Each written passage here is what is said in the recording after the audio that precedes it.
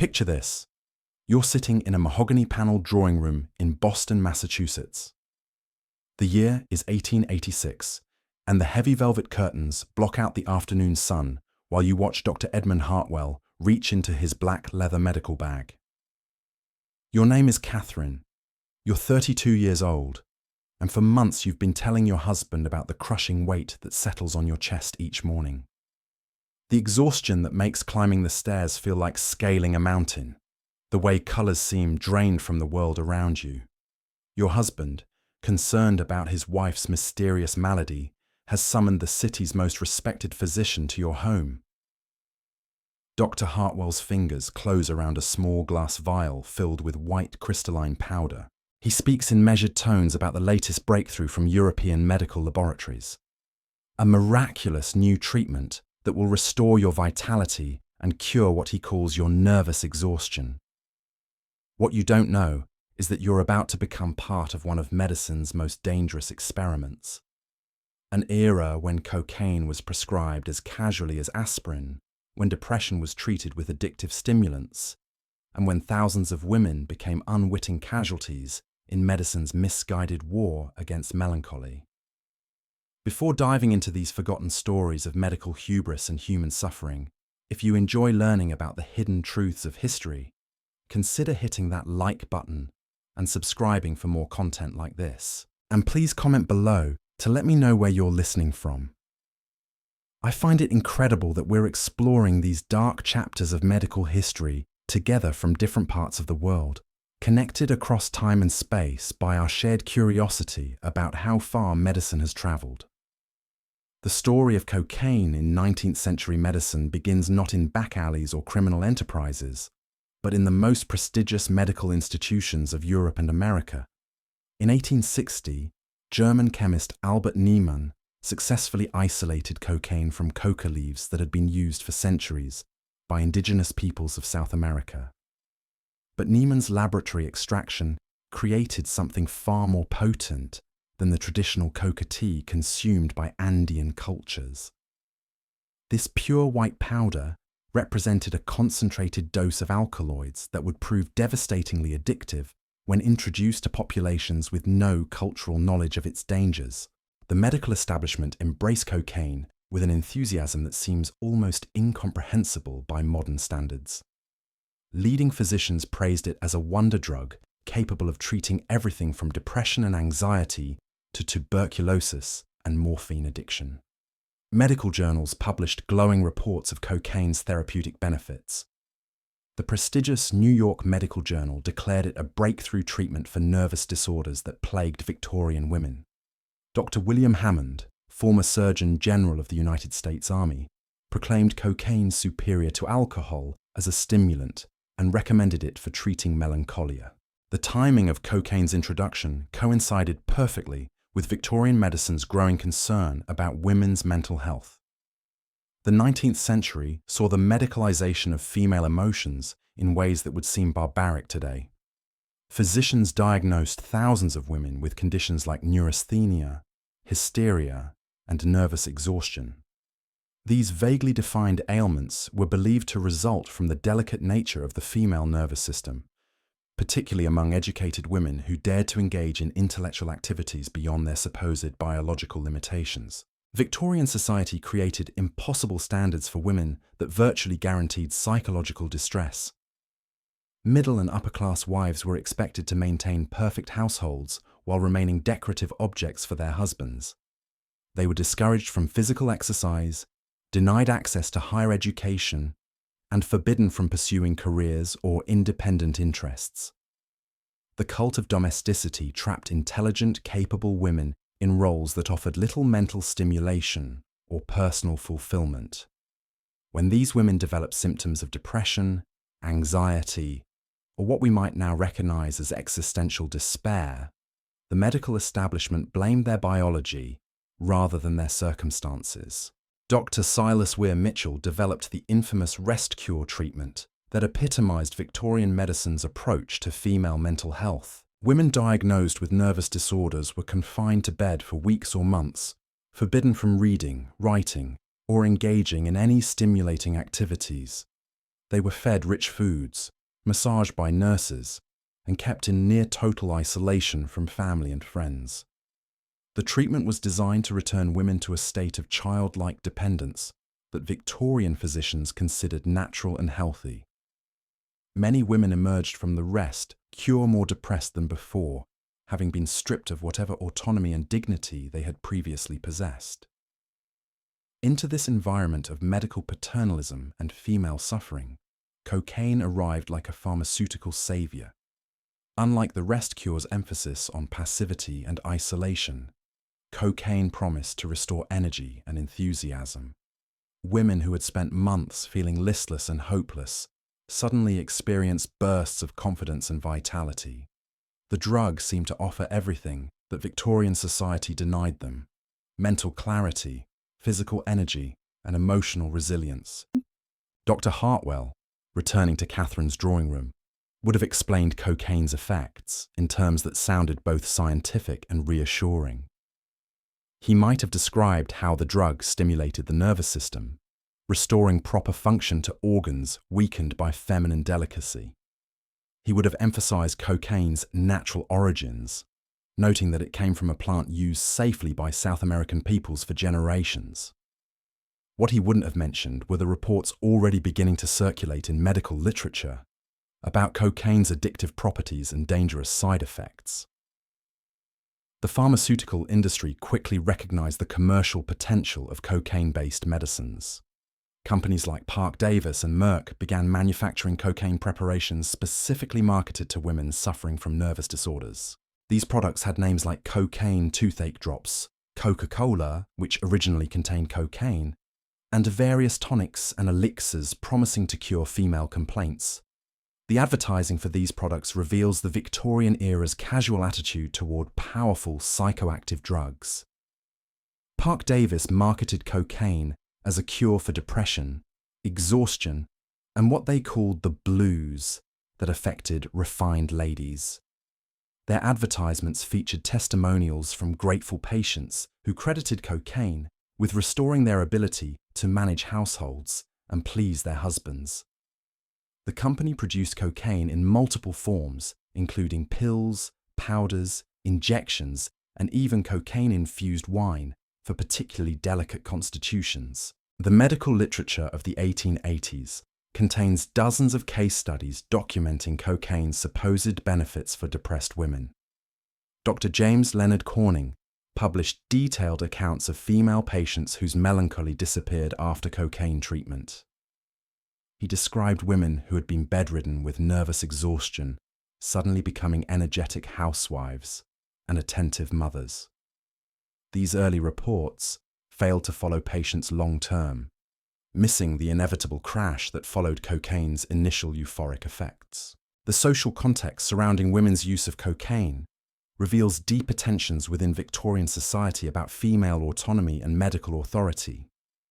Cocaine gave women a sense of empowerment that challenged traditional gender roles, even as it was prescribed to help them better fulfill those roles. Women taking cocaine reported feeling more confident in social situations, more capable of managing domestic responsibilities, and more interested in activities beyond their homes. These effects, while temporary and ultimately destructive, offered a glimpse of possibilities that Victorian society otherwise denied them. Medical conferences of the 1880s featured presentations on cocaine's remarkable effects on female nervous disorders. Distinguished physicians shared their experiences treating hundreds of women with what they considered a breakthrough therapy.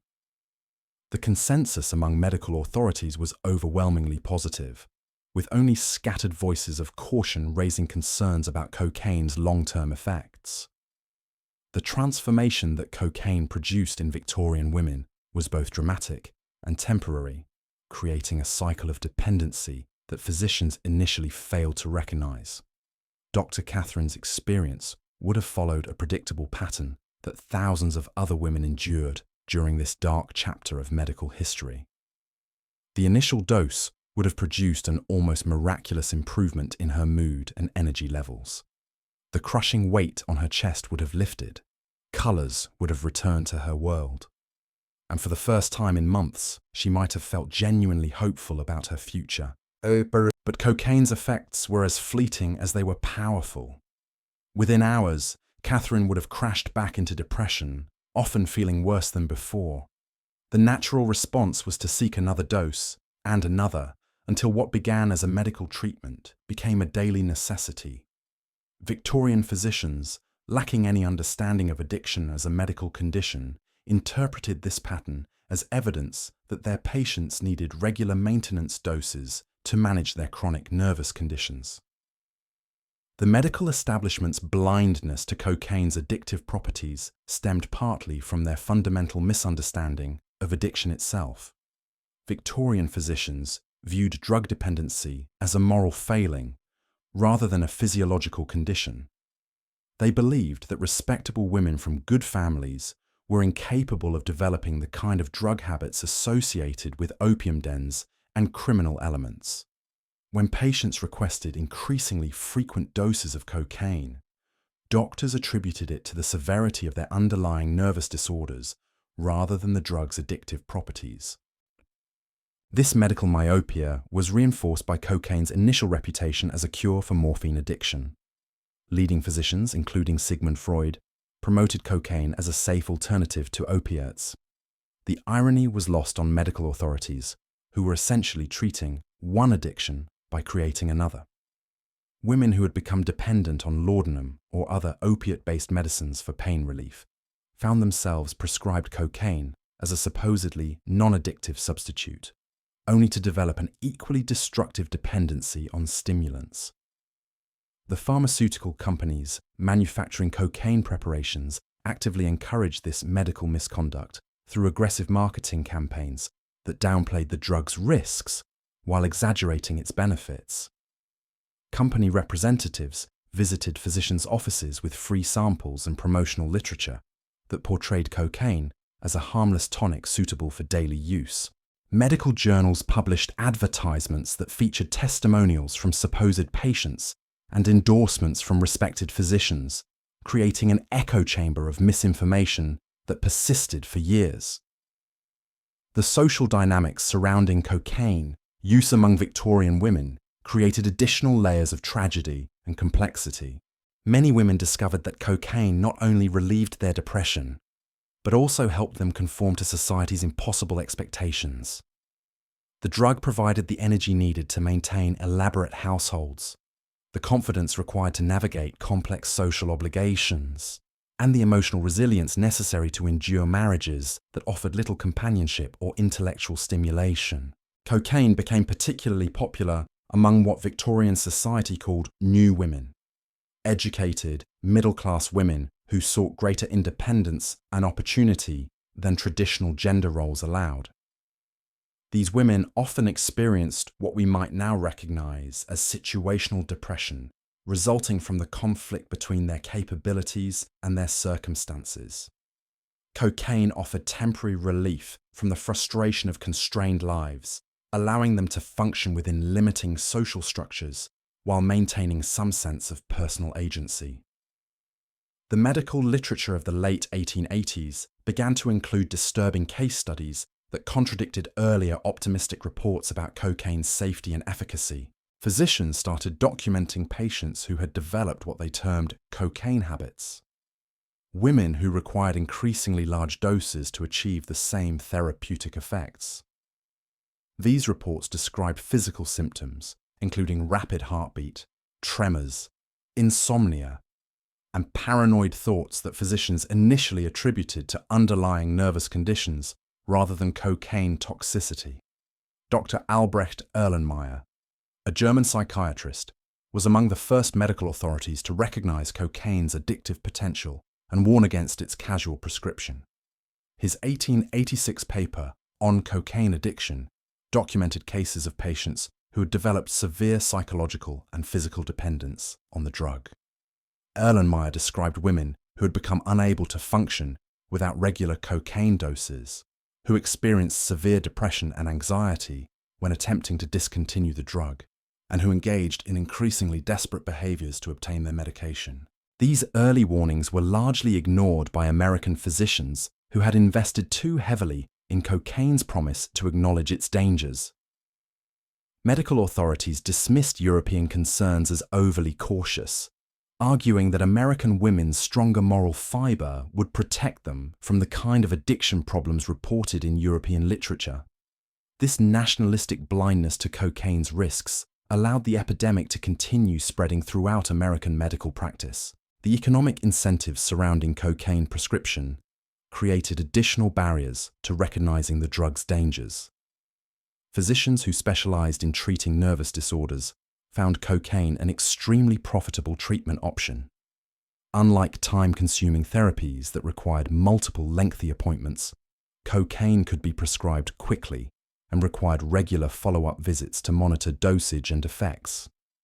Women who had become dependent on cocaine were reliable, paying customers who generated steady income for their physicians. The transformation of cocaine from miracle cure to recognized danger would take nearly 2 decades, during which thousands of Victorian women became casualties of medical arrogance and pharmaceutical greed. The women who trusted their physicians and followed medical advice found themselves trapped in cycles of dependency that would define and ultimately destroy their lives. Their stories reveal not just the dangers of unregulated drug experimentation, but the broader tragedy of a medical system that viewed women's mental health through the lens of gender bias rather than scientific understanding.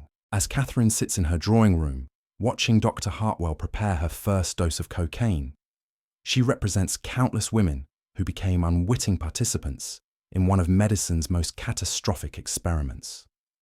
The white powder that promises to restore her vitality will instead enslave her to a dependency that Victorian medicine created but refused to acknowledge or treat. The story of Catherine and Dr. Hartwell's white powder serves as a haunting reminder that good intentions paired with dangerous ignorance can create tragedies that echo through generations. As we watch the doctor prepare that first dose in the flickering gaslight of her mahogany-panelled prison, we witness the collision of medical arrogance, pharmaceutical greed, and societal oppression that transformed thousands of depressed housewives into unwitting addicts. The Victorian physicians who prescribed cocaine with such confidence believed they were pioneers of modern medicine, liberating women from the shackles of nervous exhaustion and melancholy. Instead, they created new chains forged from crystalline powder and false promises.